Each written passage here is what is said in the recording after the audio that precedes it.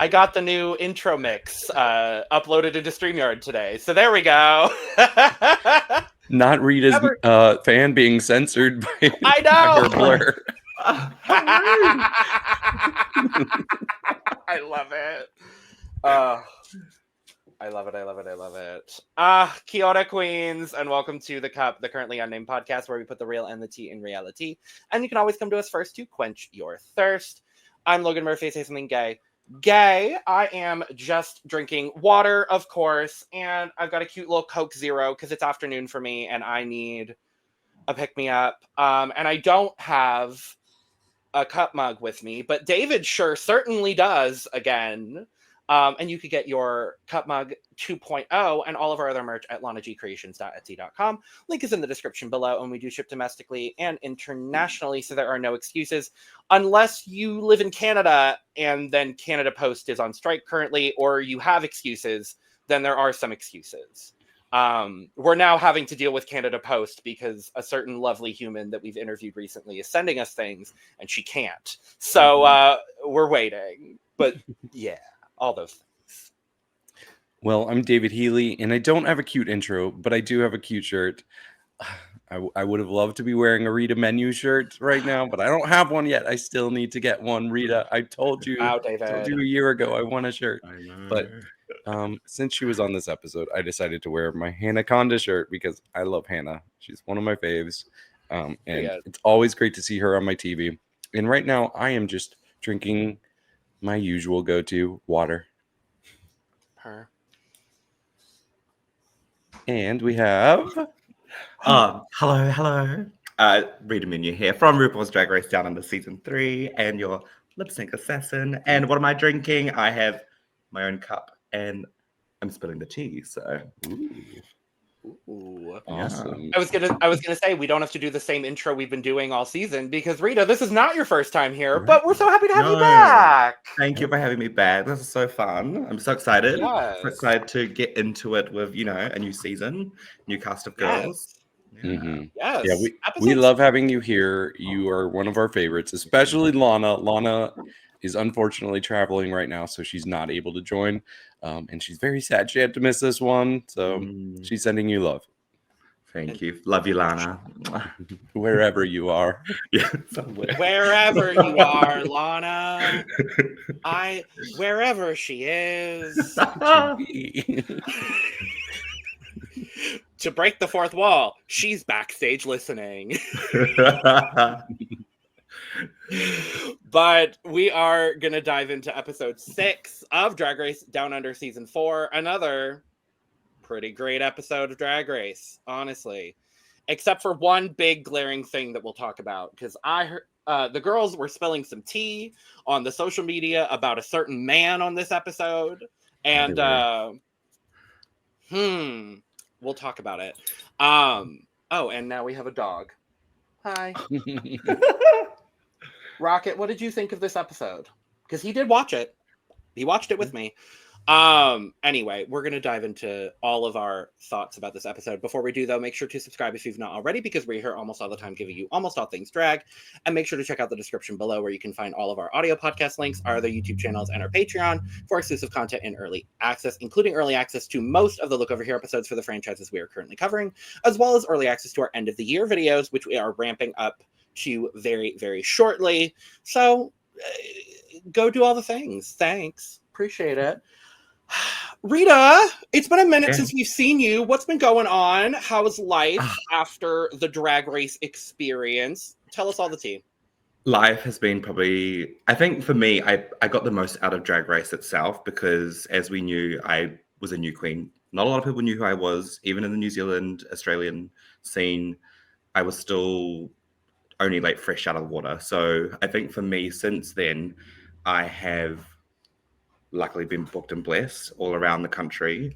I still am. It's currently the Christmas season over here and it is crazy. And I was fortunate enough to go back to probably one of my favorite festivals in all the festivals I've been to so far, which was Broken Hill. If not a lot of people know who that is or where that is, it was where they filmed Priscilla, Queen of the Desert, which is a very iconic Australian pop culture reference for drag queens. And so going back there was probably the best highlight, only because it was the last one for a while.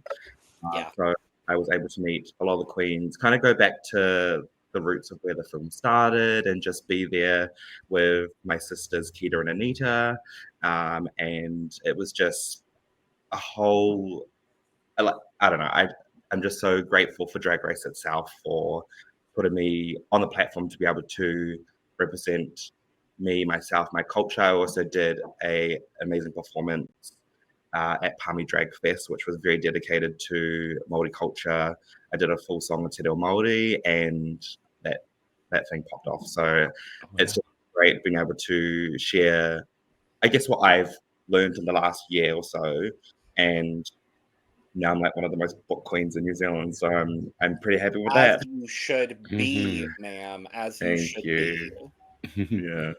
I feel like every time I go on Instagram, I'm like, oh, Rita's got about 20 more stories. Cool. Let me flip. And I love it. And I absolutely love it because of that. Honestly, you've been one of the queens that I've been able to keep up with the most. Because I mean, there's hundreds of you all that have been on Drag Race all over the world, and not all the girls are as active after their season is done airing. But I feel like you've been one of the queens specifically on my feed that I'm always seeing your Instagram stories pop up, and I love it. It's so fun. And seeing all of your gigs too, like just how much I've been able to live vicariously through your social media presence is like, well, now I want to go to all these things. Damn. Right? Gotta come over to New Zealand, you know? I'm working on it. Okay. And I am curious, with the new cast of queens, who were you familiar with out of this cast, and what can you tell us about them? I knew most of them, but I probably was closest to Olivia Dreams, mainly because she was in New Zealand itself, as well as Lucina. Lucina did all my wigs for Drag Race Down Under, it was really nice to finally see her get an opportunity and chance to get on Drag Race. But majority of the other people I've just either talked to via message or just seen them online. I haven't really physically seen majority of the queens, so it was quite nice to be in a seat watching it rather than being in it and watching myself. So it was kind of nice to, I don't know, sit back and relax for once. Yeah, I mean, your first season not being on TV, you're a Rue girl now and getting to watch it. So I bet that was definitely a different experience. For sure. And it is worth mentioning that we did do an exit interview with Olivia Dreams recently, and she mentioned you in it. Now on the channel. Yes. So you'll have to go check that out. She mentioned you as one of her favorites. Yes. As she should. As she should. Absolutely. No, I love Olivia. Really? She's so talented. We love her too. Like she's just a ball of energy and like just wonderful light energy. And that's what I got from her on the show. And when we did the interview with her, she's great. Right. Yeah, I can't wait to see, I guess, the progress from here onwards, because I just feel like she's going to take off, especially down in Wellington, where the scene is still growing, and I feel like she's made a stamp for herself, it's kind of nice as well, because it's similar to what I've been through, because I was a local queen in a smaller town or smaller city and seeing that community grow. So I can just tell it's going to be the same for her. Yeah, I was going to say your journeys are very, very similar as far as, representing your cultures, a smaller scene. I hope she has just as much of a bounce off from Drag Race as you do. I mean, when we talked to her, she was house hunting. So, hey, that's got to be something. So am I. In her car. I think that's the first in-car interview we've done, and I loved it. Right. Oh, my God. Funny. She was like, I'm in between house hunting, sorry. I live for it. I'm also wondering, what do you think watching this season and seeing Michelle transition from a panelist to the main host of the franchise? I think it is a great opportunity for Down Under specifically, because as much as Rue is the catalyst for drag itself, I think having a different perspective and Michelle's perspective itself. As we know, she's been behind the judging panel already, but I think for her to step into that role or those shoes, she can kind of put her own spin in it. And I think we're noticing it throughout the season that she's very maternal. She's very, I don't want to say like light on the girls because she still has to be the judge itself, but it just seems, I don't know, more, I think when I went into it, Rue was very scary. Like you see Rue pulling like, oh my gosh. But I think still the same for Michelle, but I think, I don't know, she just gives this like more motherly love to the girls. So I'm excited for her. I'm excited to see where the future takes her, if this is just Down Under or any other future franchises, but she's doing amazing. And what have you thought of the season so far? The girls, the lip syncs, as the resident lip sync assassin of season 3, we need to know what you think of the season. Can I swear on this channel? No. Absolutely. As long as you don't say charisma, uniqueness, nerve, and talent, you can say whatever you want. I was gonna say I fucking love it. It is absolutely. I think like the first gag was that first lip sync being a double safe. Wasn't expecting it because, as we know, in Down Under, it hasn't really been known for saving 2 people at the same time. So that was a gag. The first time. First time. We also had a bottom 3 for once for the lip sync. And I was like, what is happening? I feel like, I don't know, they're just turning it out. The lip syncs, like, I have to give a huge mention to Max because I would never be able to lip sync against her. I've seen her perform in Melbourne and I was just gagged and just seeing finally, I think finally the world's seeing what Max is capable of. And she is, I think to me specifically, and like a lot of people are going to hate it, I think she is the lip sync girl of Down Under. Like she is amazing. I think you might be right. I think I would agree. At the very least, top 5. At minimum, top 5. Yeah. I mean, easily. easily top 5. Yeah, I'm really happy to see just all of the growth from, because the first 3 series are great, and they're a specific era of Down Under that I'm always gonna appreciate for the foundation that it provided. But I've kind of said all season, I think we're seeing a renaissance of Down Under, and I think a lot of that has to do with Michelle bringing in this new energy, and and the girls bringing it just as much. I think it's just been a good season. And with the gags and the goops. And speaking of, we walked back into the workroom at the start of this episode after Brenda got eliminated. I'm still gagged over that. Same here, actually. Yeah, I'm still sad. Like it does not sit right with me. I freaking love Brenda, and like I said last week, this is one of the most like disappointing early exits I've seen ever on Drag Race Down Under for me personally. Yeah, I had a feeling she would have gone further. Like, for me specifically, I thought once seeing her on the show that she would have made it at least like top 3, top 2. Yeah, she probably would have won this challenge. Honestly, like I think she would have stood a real good shot at winning this challenge too. But I also want to say before we dive into the full episode, while we're talking about the makeover episode, big shout out to both Hannah and Morgan for reaching out to us and being so sweet and lovely. Yes, they're great. It's so phenomenal. It's always fun when the makeover contestants end up stumbling upon the podcast and interact with us, and it's happened now more often than I thought it would, so it's kind of cool it's been really cool to interact in that way as well. But yeah, Brenda is gone. All of the girls are gagged and sobbing. Literally. Yeah. I don't think I've ever seen like on Down Under just such a upset group of people after an elimination. So I'm like, that's why. I'm trying to remember from your season, Rita. Do you remember what elimination just had people the most shocked and upset? I can't even. It was probably yours. I think off camera it was Ivana, actually.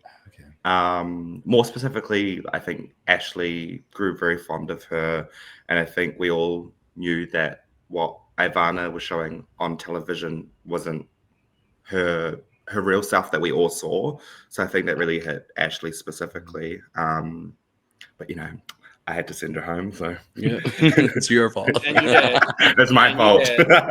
And you did. Still the only Adam Lambert lip sync we've ever had, and I'm surprised they haven't done more songs by him. But that song wasn't even by him. No, I know. It was a cover. I'm like, where's What Do You Want From Me? Where is What Do You Want From Me? Like, because he's been a judge on another, like, was it UK? He was on season 6 of American. Yeah, American. Yeah. He had it was April Carry On. They had a little thing going on. Yes, I remember. And while we're on the topic, where is April Carry On All Stars? I bring it up every time someone says anything about her. I'm like, where can y'all book April? She's the one that started All Stars 2. Book her. Come on now. Anyway, the girls walk in the next day.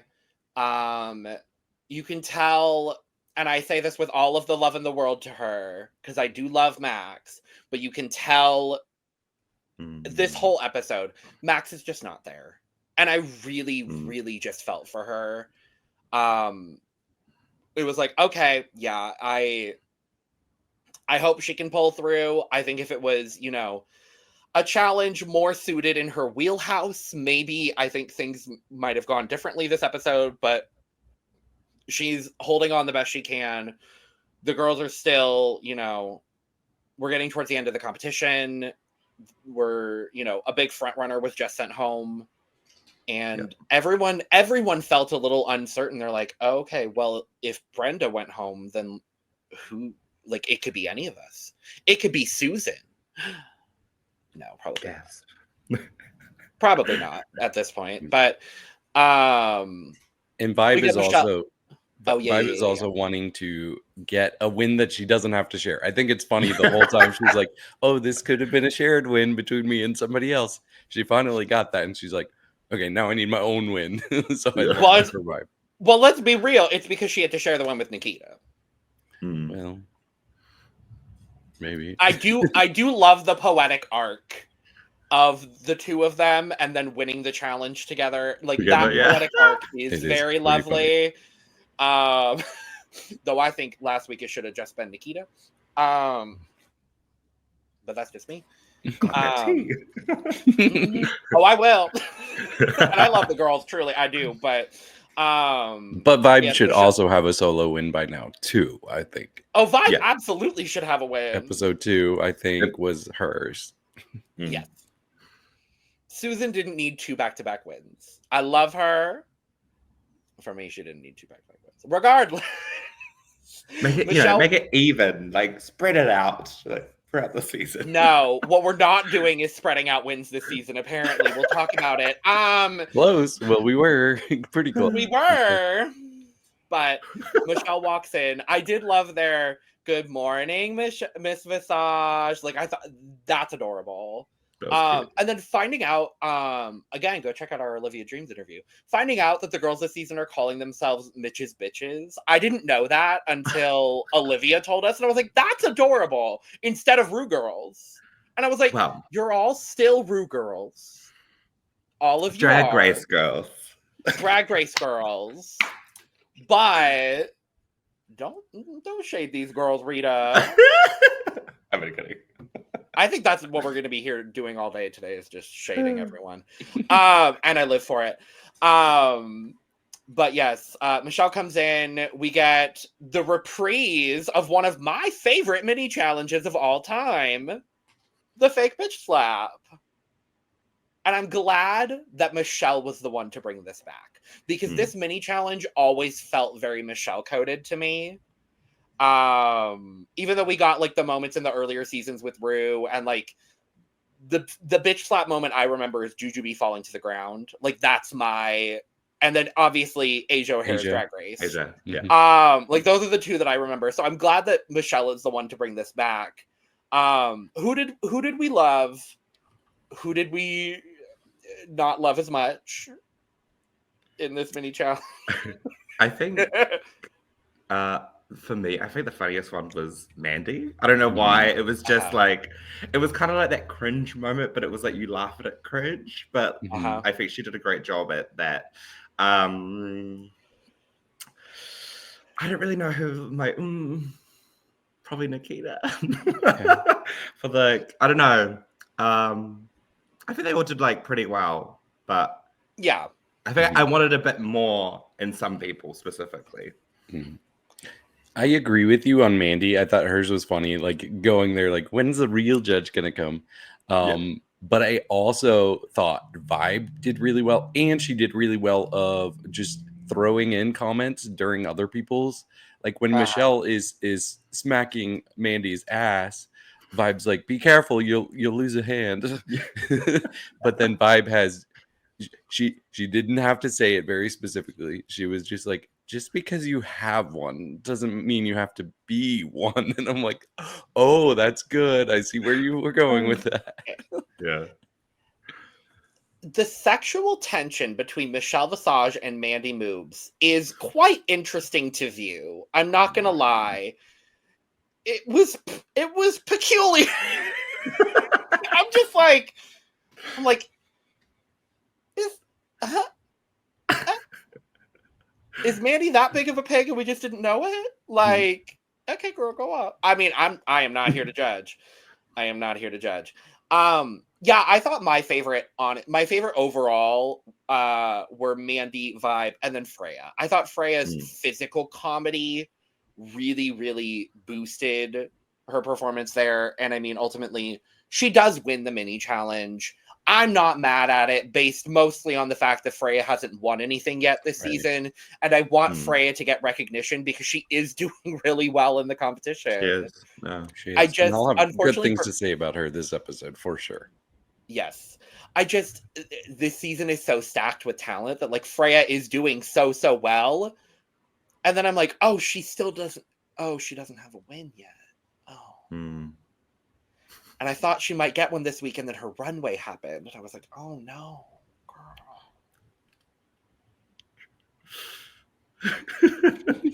The silence speaks for itself. Yeah. But I love her.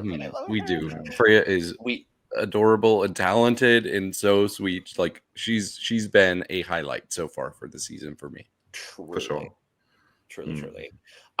We get our Maxi challenge, and we find out that we are doing monologues for the new sitcom acting experience, Platypussies on Fire. And all of the girls have the same script. And that is my favorite part of this challenge. I really enjoyed that instead of a typical acting challenge where the role is kind of written for you, and you have to adapt to what the writers have written, and 9 times out of 10 it's not that great. In this case, you have kind of a blank script to do whatever you want with, and the girls that got it, and the girls that didn't still got it and weren't in the bottom. Anyway, Rita, what did you think of this format of challenge? And what kind of character would you have done for Too Much? Ooh, that's a great question. I think I enjoyed the concept of it because you could make it yourself. You make your own character to suit, I guess, your strengths. Some people their weaknesses, but majority your strengths. So I don't know. What would I mean, my acting is not the greatest. We saw that in my season. I wasn't going to say it. You did. So. I thought it's amazing. I was in the bottom for that. David. I don't know. I think I might have... I don't want to say I would have gone like similar to what Nikita did, but I think just kind of referencing like, I think for like New Zealand itself, for being like Māori Pacifica, you kind of relate to like your aunties or someone in your family that is always like the funny one, the one that looks the most busted. And so I think if I was in that situation and I had to just go with it, then I probably would have done something similar. Okay. But yeah. What have you done? I think I would have leaned like, I think I would have gone like woman who thinks she's in Dynasty but isn't. Like that like high class attitude, but you're still like at your core like kind of white trash. Like I think that's the angle I would have taken, because I think with how the open the script was, like there's a lot of interpretation for like some Dynasty-esque like cuts to the camera and like some long pauses, like we kind of saw Freya do to an extent. And I think in acting and in comedy that I've done previously, I do really well when like I have a really good comedic timing when it comes to the silence of a joke. And so I kind of would have leaned into that a little bit and had some like dramatic cuts to the camera. I don't remember the lines of the actual script, but it would have been something along those lines, because I think that would have lent to my strengths in my comedy specifically. Yeah. David, what about you? Oh man. Well, I am running on 4 hours of sleep, so I'm trying to think. I think what I would have done like the girls on Drag Race, so this is perfect. Right. I think if you put me on the spot and I had to answer this question, which you did, what do you do successfully? Quick. I think what I would have done is taken like kind of 4D chess with this. Like they're doing an audition, so they're playing up characters as if they're doing the audition. But I would have done it as somebody doing the audition, but they're doing it poorly. So I just would have leaned into somebody like extremely nervous and just manic and bad at the audition. So I would have played bad. Okay. I would have played well at being bad. You know, does that make sense? I love that. Yeah. No, it does. I love that. Yeah. Yeah. But I thought the challenge itself was really interesting. I like that we get a very one for one comparison on how everybody's doing, because they have the exact same script. But for me, and this is not really a bad thing, it did feel kind of more like a mini challenge. I don't know if you all got that. It did. Mm-hmm. Yeah. And I'm not mad at that necessarily. No. The main critique I have is I wish we would have seen. We did see a lot of the challenge, but I was expecting to get like a super cut on the runway of like like some of the performance. Yeah, I don't think we needed that. With as much we got in that cut during the actual like recording of it, I think it would have felt redundant at that time. So I was like, please don't show us that again. Well, and let's be real. For me, only 2 girls did well in this episode. Oh, really? So like I didn't need to see the full thing. I thought 5 did well. Interesting. And 1 was okay. Yeah. It was hard to it was hard to read, because I think for most challenges you kind of see like, I mean, Reese did have like some faces here and there, but it wasn't like horrible. I don't know. You knew who was in the bottom, who was in the top, but I felt like there could have been a bit more like obviousness to it. I don't know. Mm-hmm. Yeah, the editing of this episode specifically felt really weird, especially in comparison with the rest of the season, where like it's been very clear throughout most of the episodes. Okay, cool. These girls are in the top. These girls are in the bottom. There was a lot of ambiguity going on with this episode. And I think like only seeing the challenge in the actual time that they were filming it with Reese added to that, because they kind of could cut around and create whatever narrative they wanted to. Yeah. And I understand that, and I understand it's a reality show. We got to do that. I get it. But part of me is like, I kind of want to see the raw, unedited footage of this challenge, just to see like, okay, for example, did Nikita do as badly as the edit made it seem like she did? Yeah. Or did, was Susan on 100% all the time? Like we saw her to be in the challenge, or were there break moments? Like those are just the things that, as a fan and as someone that has studied theater, those are the things that I love to see. So I just wish we would have gotten a little bit more of the challenge. That's all. Yeah. I do think though, the actual script, I wouldn't be surprised if it was like a 90-second, 2-minute script. It seemed like it. It seemed like all of the major parts of the script, we saw everybody. We saw all 6 of them. Yeah. So I think that's why it felt like a mini challenge to me, because it was such a small script that they were presenting to us. Yeah. So I really don't think that there's much more that they could have shown us. They could have shown, just them in groupings by themselves instead of the montage. But I like that they presented it this way, so you could actually compare, like, okay, here's people talking about, like, do this with my body, and you see exactly what all 6 of them are doing with their body. So I did like that aspect. That's fair for sure. The girls are getting ready. They've kind of broken off into these little, like, pair situations. They're doing their thing. And then we get a beautiful, lovely, wonderful cameo from Hannah Conda. I was so happy to see Hannah on this episode for 40 seconds. And she got to say 4 lines. Like, I love Hannah, and I'm so happy they brought her in. Why have her there if you're going to show 3 things she said? Yeah. Why fly her over to New Zealand for just that little bit and then send her back? Exactly. Like, why not bring in Kita? Like, you have her, you clearly have her on standby. Why not bring in, I don't know, Anita, who you have next week? Like, I don't know. It just felt, and we said this as well about Isis in the workroom. It's like, why are we cutting all of the parts from the queen who is here to help mentor? I love the queens mentoring queens kind of motto of this season, and I hope that more Drag Race franchises adopt that, like Down Under has, and like the US has to an extent. But if you're gonna bring these girls in, show them. Like, give them the airtime. You're paying them, obviously, and I'm glad they're all getting paid. But if you're gonna pay them and you're gonna fly them to New Zealand, I just want to be able to see them more on my screen. For sure. Like, it's one of the only frustrations that I've had with this season, honestly. Yeah.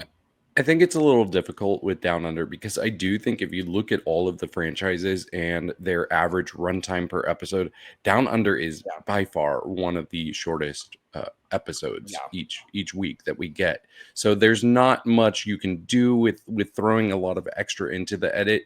I'm glad they're there. Like, I think it's actually really great that they are still showing respect to people who've been on the show. We're getting so many people. We're getting Anita. We're getting Anita next week, and somebody who is out 3rd on her season. And I love that they're doing that.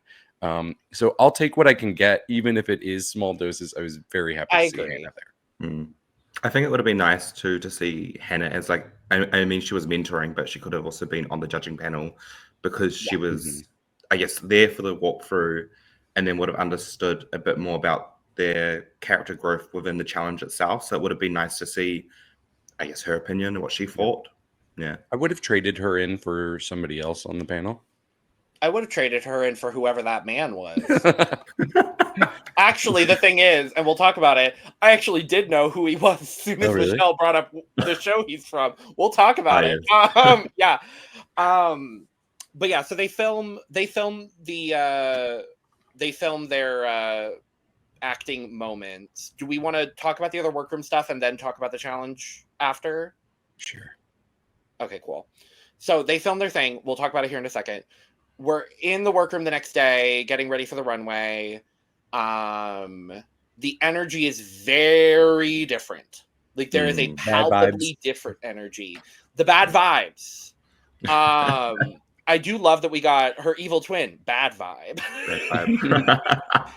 It's like that season 10 challenge from the US version. Don't bring back that challenge. I like that challenge. I hated that challenge. Do you know what I'm talking about, Rita? Where they had to, like, create, like, 2 different personalities, and one was like the saboteur person.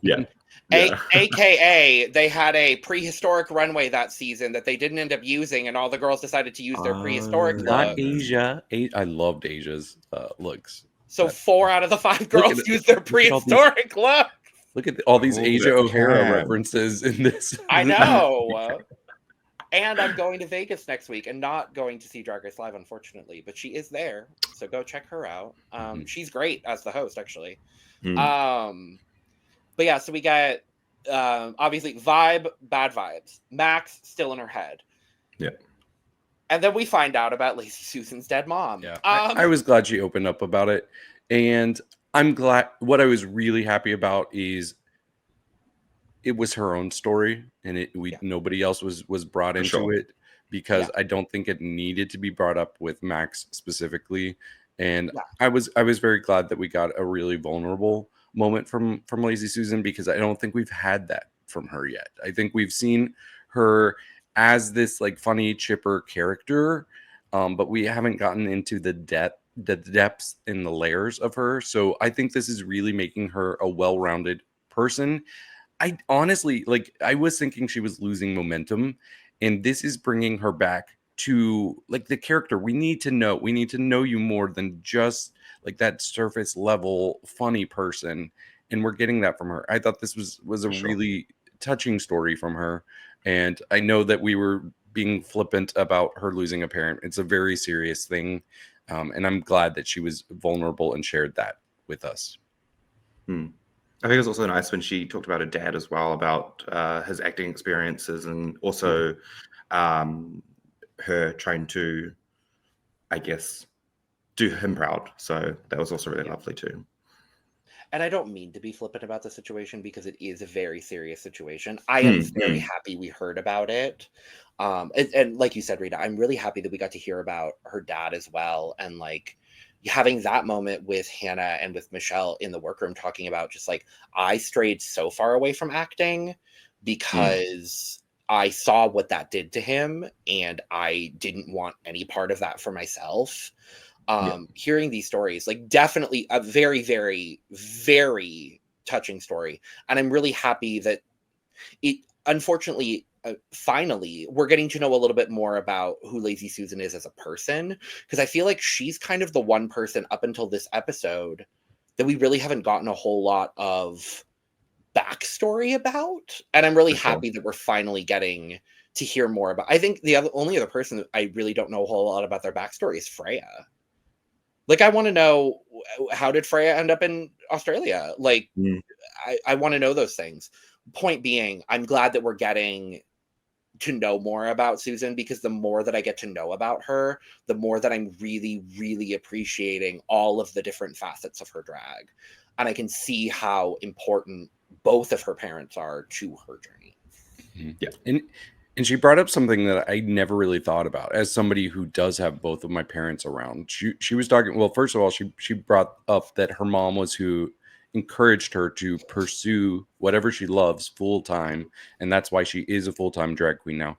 But she was also talking about how, like, getting the call to be on a show, she would love to share that with her mom, and she just can't. Like, she doesn't have that opportunity anymore. Any highlight in her life moving forward, and Max and anybody else who has similar experiences, like, it's got to be hard. I'm sure there's always that gut instinct, like, oh, I want to tell my mom, I want to tell my biggest fan about this, and I just can't. And it's heartbreaking hearing that. So my heart goes out to all the people out there who have lost parents or whoever they're closest with in their life, that they can't share that with, because I know that must be a constant thing that pops up, and it's probably it will get better, I'm sure, but it's always going to be there, and it's very real. So yeah, I really send out my love to those people. Absolutely, I agree. Well, with that being said, shall we go ahead and go to the runway? Runway. Let's do it.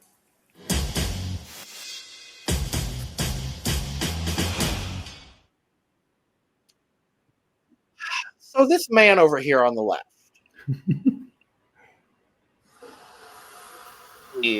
they edited very well in this episode, it sounds like, from what the girls have been saying online.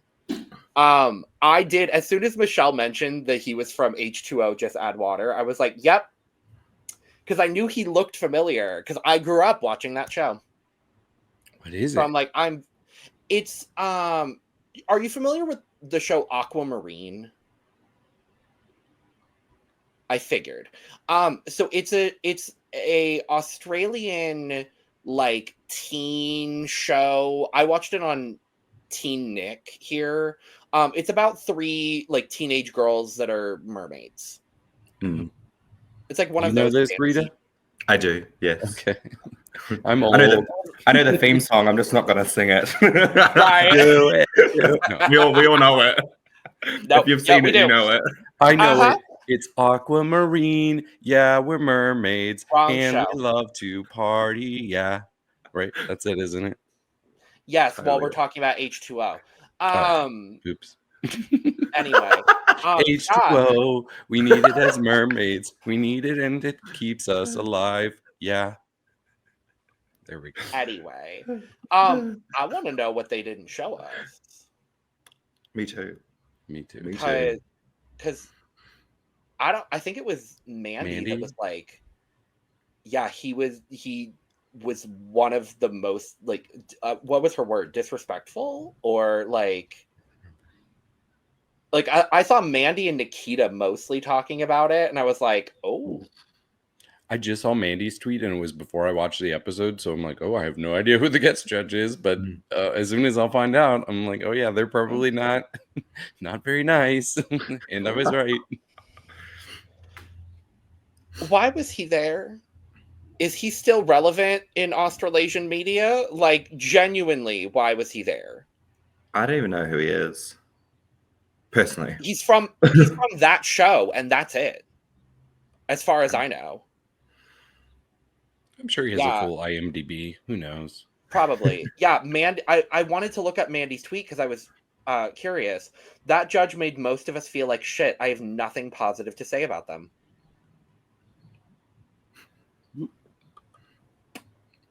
And that's where I'll leave that conversation, because everyone else looks great on this runway. I do. I love the little crab corsage that Reese has. I thought that's cute. I love it. I love it. I love it. I love it. When I thought of Michelle hosting looks, this is something more along the lines of what I expected. And I think she looks great. I love the shoulders in it. Like, I think the silhouette, when you saw the flash of the lights, I was just like, stunning. So good. So good. So good. And Isis looks like, I don't even know, Judy Jetson Hooker? She looks good. She looks great, but it is kind of, the more that I look at it, it is kind of giving Judy Jetson Hooker. I think just from seeing all the other runways that she's done, I don't know. I don't want to say I expected more because I love my sister, but I was just like, yes, she has been bringing the fashion for the runways, and I'm just been like, that green gown. She still looked, that green gown. Yeah. Right. And that's the episode we had her on here, and it was a great episode to talk about her fashion. And I was like, for sure. Yeah, this almost makes me think like maybe she didn't anticipate being here as many episodes she is. So she had to like, what else can I pull in? And this is still like a serve. I really like it. Great. Sure, it's such a serve. Yeah. It's such a serve. It's just she set the bar high with some of those looks. Oh my god. The ponytail. Shout out to to Ivory as well, because I think she made that base. I believe, yeah. She's done a few of her wigs for the. I think she did the orange wig when she wore the green gown, I believe, as well. Okay. Because she's done a lot of wigs for this season, actually. I love that for her. I love that for her. She's booked in place, that one. She sure is. Yeah. Yep, too busy to come on the pod. But... Yeah, we would have loved to have Ivory on, but we know she's busy between a full-time job and doing drag and making wigs. Love her so fiercely, and it's love another time to have her on the channel at some point. And I just wanted to shout out Hannah Conde again because she looks so cute. I love her. Adorable. By far, one of my favorite interactions I had at DragCon was Hannah. She was so fun. So fun. I love Hannah. Yeah, it was actually when I was in Sydney this year, it was my first time actually meeting her, and Kong, first time meeting them too. Love Kong. Like that's a whole nother podcast to talk about her. But Hannah also came to New Zealand for Palmy Drag Fest. So we got a lot closer there, and she is a fucking hoot. She is so funny. She's as funny as she is on her stories and her posts as she is in real life. I love that. Mm-hmm. I love that. All right, let's talk about this. I'm gonna say mess of a challenge. For me Don't say that. Nah. That's just how I feel. Mhm. That's just me personally. I'm glad that y'all have different opinions because we usually all have the same opinion. So I'm glad that someone is a dissenting opinion in this case. But yeah, can we go through them individually? That's what I like to do. yeah. Okay. Yeah. So I want to start with Lazy Susan. So she had this specific character. I think she said it was her dad's manager was the inspiration, and it was a Russian character. But it took me a while to get into what she was doing. I was like, what is this? But like as the more I saw it, I really appreciated the route she went with this character because she wanted to throw, like she said, the script is just a suggestion. I can throw in my own things. And I thought that was so smart. And it really did pay off. So we saw her like going through the character, and there were so many layers.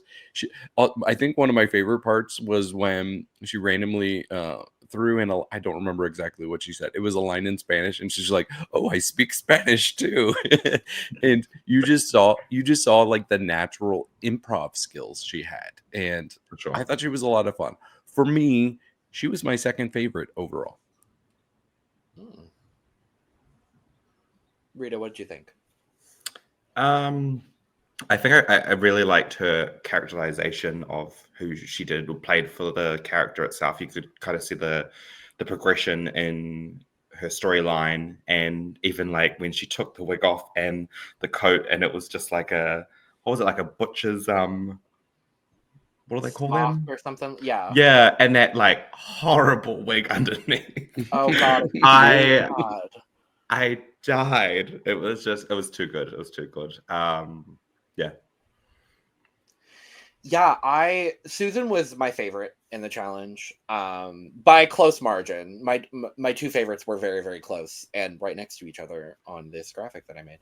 I thought every decision Susan made was very smart. I agree with you though, David. It took me a second to get into the performance, and a lot of that was just the cutting around, and I was like, okay, but wait, I want to focus on Susan for a second because like there's something here. And as we got further in, the wig reveal, the smock reveal, I guess, the more that I got into it, the more that I was really, really enjoying what she was doing.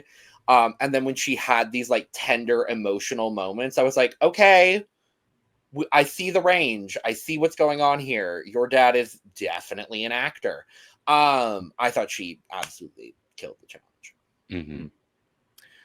Next, we can talk about Vibe. I actually think Vibe did very well in this. I thought she was funny. She was pretty consistent. The one thing I will say is I think a lot of the people on this screen had a very strong point of view, and you could easily sum up like what their character is. I think for hers, it's a little hard to summarize what I know it was supposed to be like an old showgirl character, but I don't know that I fully got that with the presentation. But what she was doing, like she is one of the most naturally comedic people in this cast. So that is always going to shine through. She wanted to have the props, and I really enjoyed what she did with that, especially like pulling up the leg and licking it.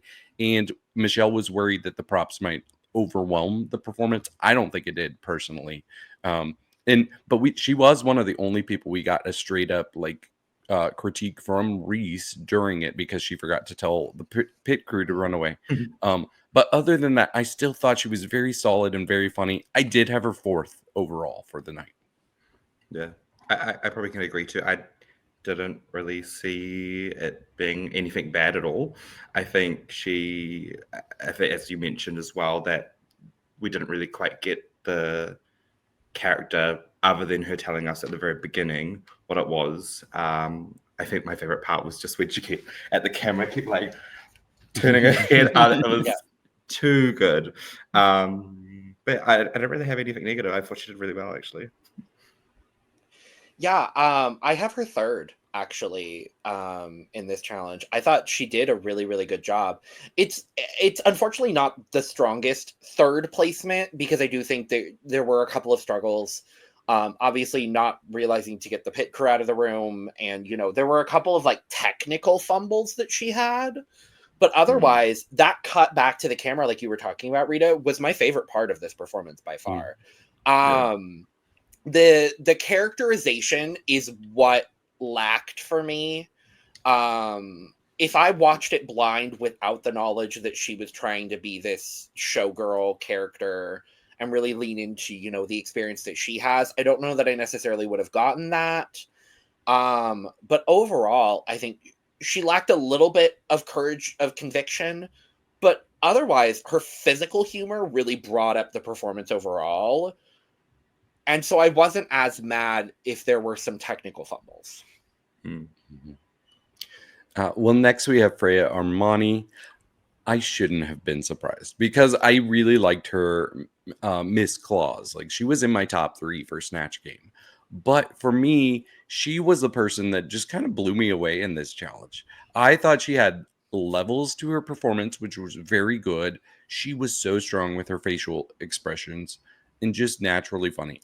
She was the person that made me laugh the most in this entire performance, especially when she said, "I can do this with my body," and she just falls down and just stares like she's dead. And she said, "I can do this with my mouth." That part, I was like, what? If the internet has not turned that shot of Freya on the ground into a meme, I need to do it myself. Like, it's just so good. It's so good. Like, she was hilarious. She really leaned into the physicality, which I did not think she would be like a physical comedy actress. So I was so impressed with her. I think this was her strongest episode to date. For me, she would have got the win. And I really wish she did. Same here. I kind of thought she won that based on that performance. Only because, I don't know, like, you see a lot of pretty queens just being pretty, but she is fully well-rounded. She is so good. I think she really just went ball to the wall with her character, and it paid off for her. So, like, kudos to her. Yeah, I had her at a very close number 2, only because comparing Susan and Freya directly, I understood Susan's character a little bit better than I understood Freya's. And that's honestly what separates them. She had the best physical comedy in this challenge by far. The drop to the ground and everything she was doing, and even when she wasn't talking, there was still like this like gyrating movement, and her and Nikita were both really good at that. But like, just always being in the moment, it felt like she was the most in tune with exactly what she needed to do, and I was really, really impressed. I would have loved to see her get the win for this. And I would have been thrilled. I do think her runway cost her a win. Well, next up we have Nikita Aman. I actually really liked what she did too. I thought she had a really funny character. Like, she was another one. She really went for it with the facial expressions. She was funny. I think there was a part where she was like crying and bouncing her boobs like at the end, and it was so funny to watch. But for me, one thing about her is if I watched this on mute, she would have easily been one of my tops. But like, hearing her, I wanted a character voice. I wasn't really getting anything other than a Nikita voice. And I think this is your opportunity to branch out and create a full, well-rounded character. And I don't know if she, like, I could understand as somebody who doesn't want to look dumb, maybe I wouldn't just go for it and commit with a voice that fits your character better and just stick with my own voice. So maybe that's what she was doing, but it really was the only thing kind of holding this performance back for me. And I did have her number 5, but like I said, going into this, there were 5 people I liked in this challenge quite a bit, and Nikita was still one of them. So I think for all of them, I was laughing at Nikita's one the most. Mm-hmm. I don't know if it was more like I was laughing with her or at her more specifically, but I think she played the character well. I think it was just more the way that, as you mentioned, she portrayed her or how she said her words. It just wasn't really like, it wasn't giving in that way. But I think near the end, I probably got more of the character or herself actually in it the most. I think the line was something where Reese was wrapping up, said thank you, and then she said, I'll call you. But I don't know. I think her walking out of the room, that was probably the most where I was like, that should have been the character throughout the whole part of it, rather than just that one little moment. But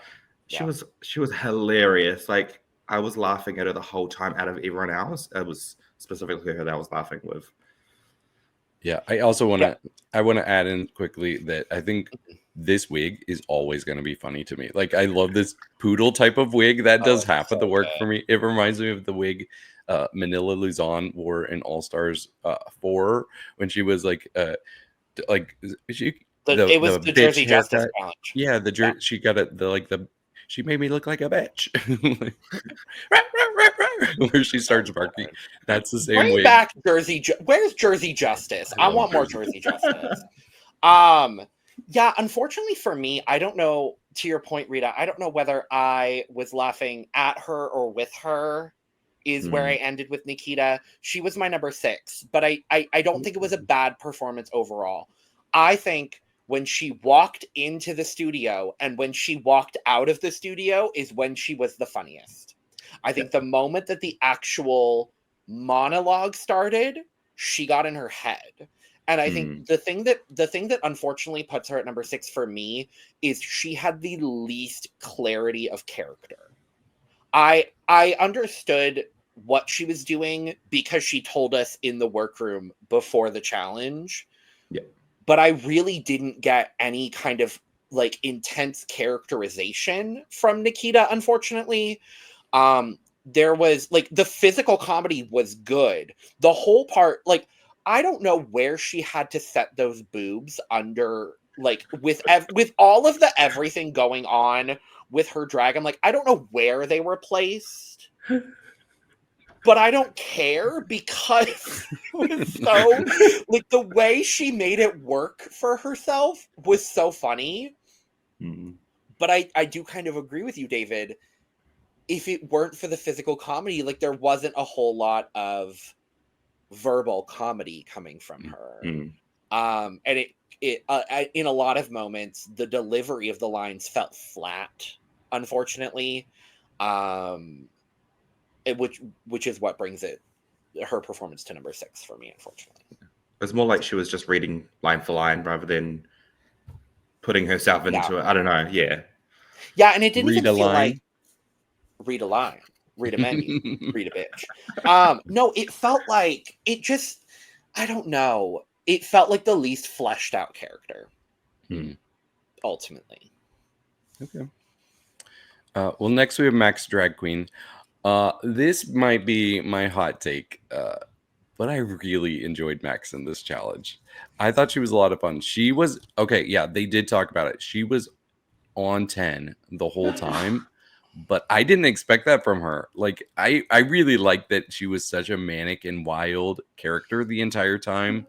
She was the person with the biggest facial expressions throughout. And we see it in this picture here. Like, it was always like That's why this. I pulled this photo, because it is so indicative of her performance. Yeah. I was just laughing throughout the whole thing that she was doing, like her doing splits on the bed and then doing do this with my body and like bouncing. What I really like is the full commitment that we got from her, and I thought it paid off personally. So for me, I actually, like, initially I had her number 2 overall. I did end up, like, the more I thought about it, I'm like, okay, I do think she was number 3. But she was still in my top half. I really enjoyed Max. And that yeah, I'm very interested to hear where you all are. Yes. I did enjoy it, but I felt like, as Michelle said, it was very high the whole time. I felt like could have started off a little bit lower to eventually, I don't know if, like, for example, makeup could have been like very simple, then start getting like crazy throughout. I don't know if I don't know how it would have worked, but smearing. I did feel like there were points where she could have gone a little bit more into the character, but not raising her voice, rather than thinking of more manic way of because she was playing what was her character? Something to do with the X's, wasn't it? Something along those lines. I don't even honestly remember what she said her characterization. Well, she said she was going to kind of lean into like the kind of wailing character, like she's kind of been to a degree this season. So she just took like the fact that she's been crying and stuff and just notched that up to like somebody really going for it, I guess. For sure. Yeah. I don't know. I'm kind of like 50-50 on it. I think she didn't do horrible, but I definitely see it would have been a very bottom performance, just, based on there was no like growth to it. It was just one note the whole entire way. Yeah. I do agree. I do have her number 4 in my ranking, actually. I don't think I would have had her in the bottom 2 for this episode. I was actually really happy with a lot of the things Max did.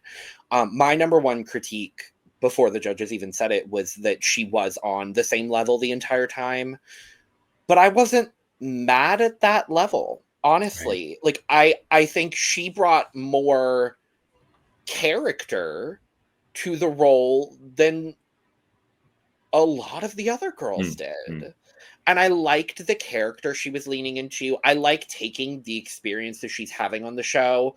And it felt like she almost used this as like a cathartic moment to just like release everything that she had been feeling.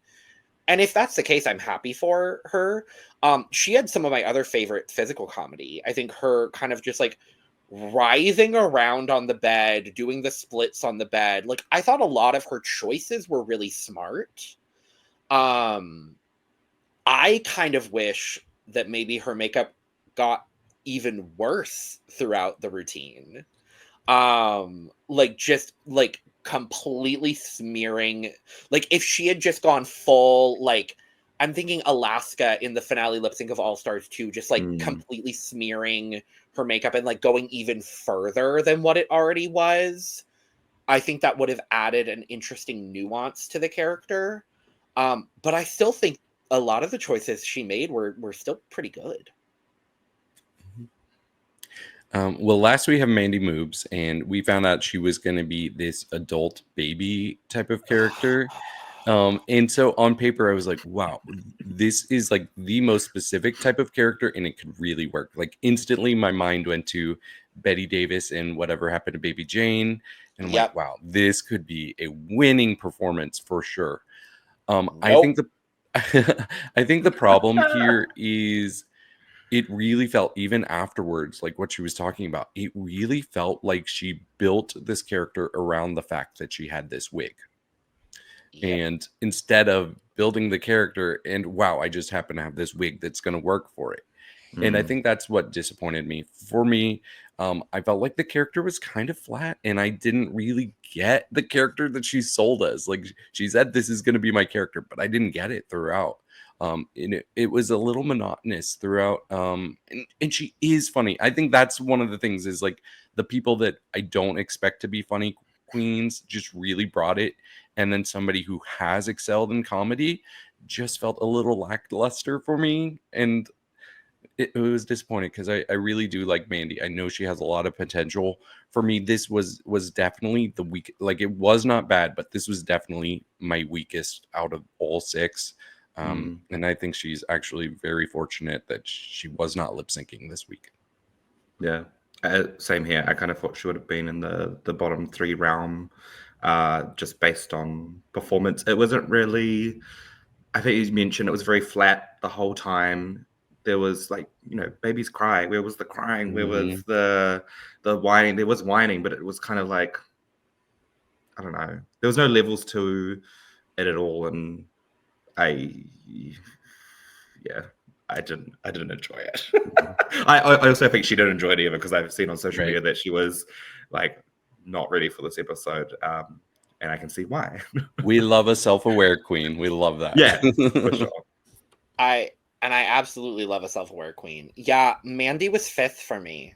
I was And I love Mandy. I've been loving Mandy this whole season. She's the one that more than anyone has kind of taken a dip over the last couple of episodes. And it's really interesting to see. Because I also would have had her in the bottom 3 at least last week. There was a lot of potential to make this character work. Because I would have loved something more along the lines of what you were referencing, David, with Betty Davis in Baby Jane. I think we've seen an adult baby character work on Drag Race before. Eureka did a very good job at it twice, honestly. And I think there's a lot with this script that she could have made work for the character. But the number one thing I thought watching this performance, I agree with you, David, it felt monotonous. It just, like, and they also didn't show a lot of her. Like, it felt significantly less than any of the other girls. And I'm not saying anything specific about production. I'm just saying. I noticed that. I don't know. It was a fine performance. There was a character, which for me put it above Nikita's. And that's honestly the only thing that put it above Nikita in my ranking, is the fact that she had a well-defined character. She also didn't do a whole lot with the space. She kind of just stood in one spot and delivered the lines. And I didn't love that, unfortunately. Yep. But that's just me, in my opinion. I'm not on Drag Race, so in some people's mind, who cares? No, I'm kidding. Exactly. Anyway, but we do critiques and all that kind of stuff, and this man that was there giving them the weirdest critiques, talking about flowing fat and toilet paper on toilet paper, and I'm just like,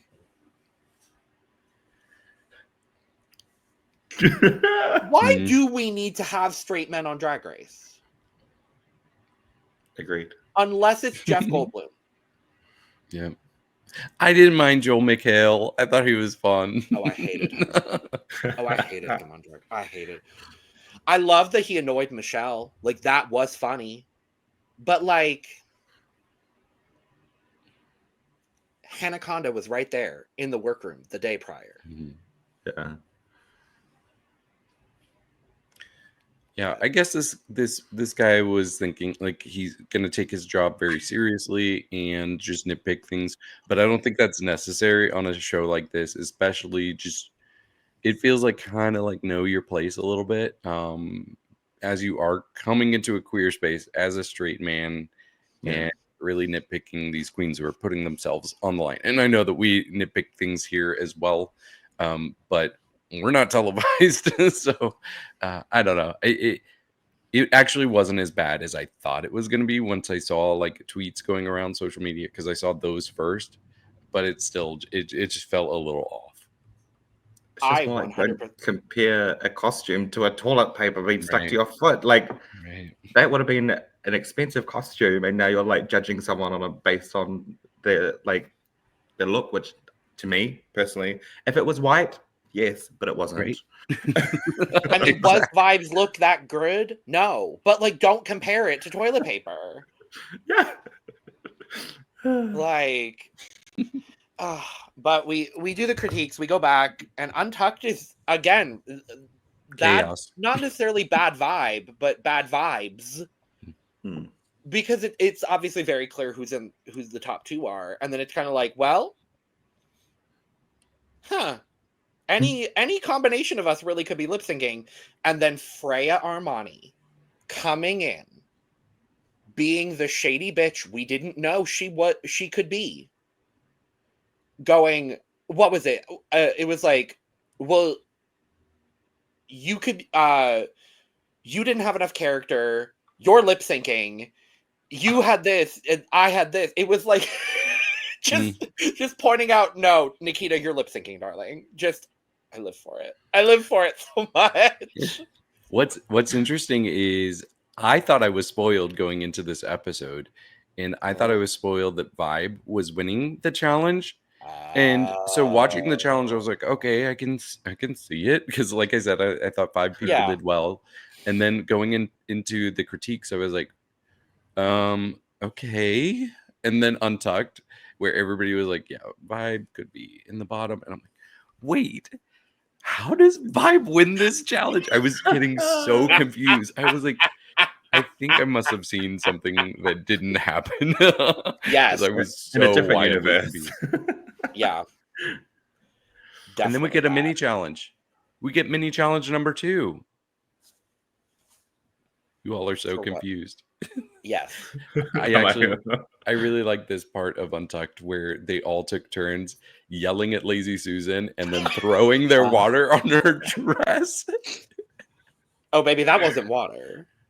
Or okay, they were covering her in alcohol? Probably. Okay, maybe. I don't It know. was clear. I don't. I guess I was gonna say. I was gonna say I don't know what they put in those drinks in Untucked, but we know for Susan it's beer. True. I still just live. The first girl ever on Drag Race to have beer in Untucked. Like, I just think that's so fair. I can't get over it. I love it. It's so butch. Crown her for that alone, honestly. Yeah. What was your drink of choice, Rita? I haven't been in all the same, but we on Drag Race it was always vodka and cranberry. That was always what they gave us. That's not bad. Yeah, it's not the best, but you know, It's not the the pour itself wasn't really the greatest, but could have been a bit more. Yeah. Blame Jujubee. The door is Jujubee closed. Yeah. Oh, let's talk about our results. Obviously, a very clear top 2 of Susan and Freya. And they end up giving the win to Susan. Love it. I think based on the challenge itself, I would have given it to Freya, maybe. Yeah. I wouldn't have been mad at giving it to Freya. Mm-hmm. Yeah. I think her runway cost her a win. I agree. I do. I think Freya, like, I don't like it on Drag Race when it's like, okay, let everybody touch a ball and you give people like wins that just to spread it out. But in this case, it did make sense. Like, do we want to give Lazy Susan 3 of the first 6 wins when Freya was right there and actually did super well in this challenge? So I would have loved to see Freya get it, but I'm not mad at Susan because I think this is a nice step back to get that momentum. And I really love this runway. I can't wait to talk about this runway later because I thought it was so clever. Yep. Oh, since we won't have Rita for look over here, like, did you have any highlights or lowlights from the runway? I think my highlight specifically was Lazy. Without a doubt, it was so. I think when I first saw it, I was like, I don't get it. But then when it happened, I was like, oh, I get it. Yeah. She's just doing things we've never seen on the runway, and I love that. Literally. And like, which is wild with how much Drag Race we've had. Yeah. She's just got a brain that thinks so differently. And of course, she mentioned previously in episodes that she's always wanted to get on Drag Race. So I think all of this, like, her thinking of what she would do for which runway would have all played into her package for this season. Yeah. Definitely. We end up with Mandy being called, I guess, safe for some reason. Okay. And we end up with a bottom 3 of Max, Nikita, and Vibe for some reason. With a bottom 2 of Max and Nikita. And I guess based on this challenge and the runway and their overall performance on the season, I get it. Can I give a theory? Please. So I think what's kind of important to remember is that Drag Race is a competition, but it also is a TV show. It's about storytelling. And I think it was kind of important for Vibe's story to kind of give her a hiccup in the competition because she has been doing so well. Like, I think she has been the most consistent person up until this point, and giving her this story moment of having a lull and making it down to the bottom 3 will set her drag lull. Drag lull, yes. The Canary Island Queen from Drag Race is fun. It's such an inside joke. It really is. And it goes back. It goes back. We'll explain after, Rita. Yes, we will. But I think that that's an important thing, and I'm really hopeful that this storyline, knowing what's happening next episode, will really give Vibe that kick to get her second win, and then maybe get a win at the very end. And I would love that. Yeah. Oh yeah, no, there was definitely a storyline. The storyline purpose was give Vibe a low placement, even though she didn't need it and could have gone the whole season without being in the bottom 3, but whatever. I do agree. I absolutely think that's the reason they did it. I still personally would have had Nikita and Mandy in the bottom. I would have had Nikita and Mandy in the bottom. Based on challenge and runway, for me, I think it would have been Mandy and Nikita. But I mean, it's Max's 40th time in the bottom, so sure. We get a lip sync finally to Talking Body by Tuvelu. Not Tuvlo. I still want to call it Tuvela. I still love her being a guest judge on Drag Race Sweden. I love her. I love her for that. Was it Sweden? Drag Race Sweden. Oh yeah, was she? Yeah, I'm not used to you calling it Sweden. That's what threw me off. I'm so sorry. Like, what is Drag Race Sweden? The one season, maybe 2. We might get a second. Who knows? I'm really happy they finally did this song because I love this song. I've been waiting for this song, and the lip sync was fine. Yeah, like I agree. It wasn't the best. I had a pretty clear winner personally. There was one person that I was just like, I can't keep my eyes off of them, and that actually was Max. I thought Max was doing really well, and it's hard. Like, I was like, who's gonna beat Max in a lip sync this season? Just because we know she has maybe the biggest reputation in Australia for being a lip syncing queen, and she's brought it consistently on the show. And for me, she brought it very consistently in every lip sync she did. And I would have given her the win. And I love Nikita, and I'm so glad Nikita's still around because I see her head is fully in the game, even if she has a bumpy road. But for me, Max should be so proud of what she did in this lip sync. She killed it. For sure. Yeah. Yeah, I agree. I didn't think it was the best lip sync of the season. It was very, I don't know, I couldn't really tell who would have won it based on the two of them. It was kind of giving just the same energy, but of course we knew who won and who was sent home. But I think it kind of I don't know, she's been in the bottom already. This whole Nikita just got a win. Yeah, so it was a little telegraphed. Yeah, it's still sad. Yeah, I honestly wish that they had a different song.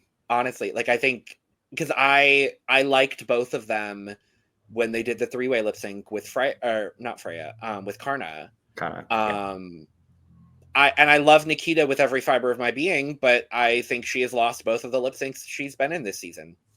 And she's not even a bad lip syncer either. She does give face. I mean, that is what she does in the ballroom scene. So I'm not surprised that she was giving a lot of face in this lip sync too. I just think I think Max has such a fluidity of motion when she is performing that is just so captivating to watch. For me, I would have given it to her, but I mean, 3 times in a row in the bottom, 3 out of 4 episodes, it was unfortunately going to be Max's time to go. And I want to praise her for the amount of resilience that she has. Having gone through everything she did prior to going to Drag Race, I don't think I could have I don't think I could have done it nearly as successfully as she did, especially with all of those pressures, having her drag mom there for 4 out of the 6 episodes she competed in, and just the amount of pressure on her at her age, I would have never been able to. So I have nothing but respect for her, and I fundamentally believe that if she wants to return to Drag Race at some point, she will be back on Drag Race at some point, for sure. And I feel like she would annihilate it. Absolutely. Yeah. Mm-hmm. Yeah, I really like Max on this season. I think if I was to look at all of the queens in this cast, I think her judging has been the most confusing to me because she's been in the bottom 2 and I would have had her in the top half multiple times this season. So I do think she did really well. I hope she's proud of seeing it on the show and how it came across, because she did so well. And she was in a very difficult position. There's part of me that wonders, like, does she regret coming on the show? And I think that's natural, and she might be in that place. I don't want to speak for her, but I hope she can come to terms with it and be satisfied with taking that chance, making her drag family, her real family, and her mother proud, because I thought she did so well, and I absolutely would love to see her back at some point. And making herself proud. And I'm happy that is what she exited on, was making her mom proud, and herself proud. And that just, it's so full circle for me. And I'm so happy. I'm so happy that she ended her journey that way. And the reference she made in her exit line, Rita, you know what I'm talking about. I know you know. Is it H2O? Is it Aquamarine? No, it's not. No. I think she's the first queen on Drag Race Down Under to make a direct Wigs by Vanity reference. And I lived for it. Oh, I lived for it so hard. There's a clip of. Are you familiar with Wigs by Vanity, David? I kind of not very familiar, but I've heard. She is a queen that has been very outwardly spoken about RuPaul. I'll say that. Good friends with Courtney Act. I think that's all you really need to know about the situation. And I don't remember what the context of the Instagram story was. And if you do, Rita, I would love to know. But it was like this Instagram story, like 2 back-to-back stories where she was like, "Oh, I'm so excited to do this," and then the very next story is her just saying, "Well, I'm furious." And it is one of those like things. Every time I'm furious, I'm like, "Well, I'm furious." And I just love it so much. And I feel like Michelle might have. I know Isis for sure got the reference. Yeah. I want to say I think Michelle got it. That's funny. I was like, okay, way to be honest. I love it, girl. I love that you're being honest about being furious. I had no idea it was a reference. I mean, she probably also felt that way, but I lived for it. And going on socials and everyone being like, "I cannot believe she just made a Wigs by Vanity reference." Like, Max, the icon that you are, honestly. Like, exit line of the year, maybe. Who knows? I live for it. I think Ashley Madison posted a video, like, on his story, like, if you didn't get the reference, this is it, and she shared that video. I was gonna say, David, DM Ashley. She has all the tea about it. She can like, give you the tea about it, because I don't even know the reference for the actual story. But regardless, love you, Max. You are a badass and an incredible performer. And if you want to be back on Drag Race, A, do it. B, we will be here to support you. For sure. Period. David, what has that done to our draft? Because I know certain people. I know. I was riding high on this draft with all 4 of my people up until last week. And then I lost 2 people in a row with Brenda and Max. So I am down to 2 going into the top 5. But with that said, Logan is still in 3rd place with 45 points. Lana is in second place with 56 points.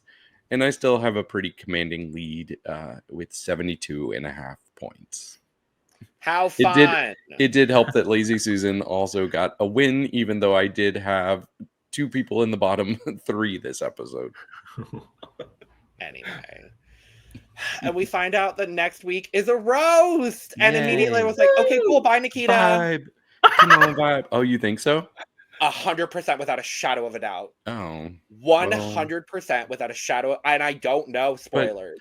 But I promise you I don't. I don't see any universe Nikita gets out of this episode alive, David. But I mean, all that does is put her in the bottom 2.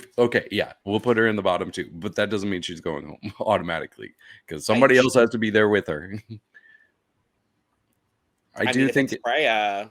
I do think it's a competition between Freya and Nikita for that 4th spot. It does feel like the other 3 competitors kind of have it locked up. So it should be interesting to see. I don't know that I would necessarily say that, actually. I think there's 2 spots up for I think Vibe and Susan, obviously, unless they absolutely flop next week, which I don't necessarily see happening.